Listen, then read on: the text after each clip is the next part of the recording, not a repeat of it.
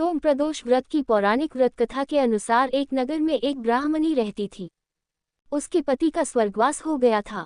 उसका अब कोई आश्रयदाता नहीं था, इसलिए प्रातः होते ही वह अपने पुत्र के साथ भीख मांगने निकल पड़ती थी। भिक्षाटन से ही वह स्वयं व पुत्र का पेट पालती थी। एक दिन ब्राह्मणी घर लौट रही थी तो उसे एक लड़का घायल अवस्था में कराहता हुआ मिला। ब्राह्मणी दयावश उसे अपने घर ले आई। वह लड़का विदर्भ का राजकुमार था। शत्रु सैनिकों ने उसके राज्य पर आक्रमण कर उसके पिता को बंदी बना लिया था और राज्य पर नियंत्रण कर लिया था, इसलिए वह मारा मारा फिर रहा था।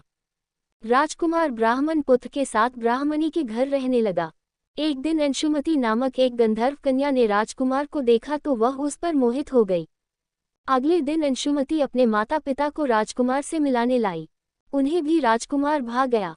कुछ दिनों बाद अंशुमती के माता पिता को शंकर भगवान ने स्वप्न में आदेश दिया कि राजकुमार और अंशुमती का विवाह कर दिया जाए।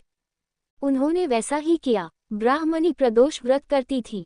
उसके व्रत के प्रभाव और गंधर्वराज की सेना की सहायता से राजकुमार ने विदर्भ से शत्रुओं को खदेड़ दिया और पिता के राज्य को पुनः प्राप्त कर आनंदपूर्वक रहने लगा।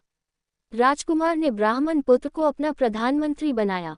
ब्राह्मणी के प्रदोष व्रत के महात्म्य से जैसे राजकुमार और ब्राह्मण पुत्र के दिन फेरे, वैसे ही शंकर भगवान अपने दूसरे भक्तों के दिन भी फेरते हैं।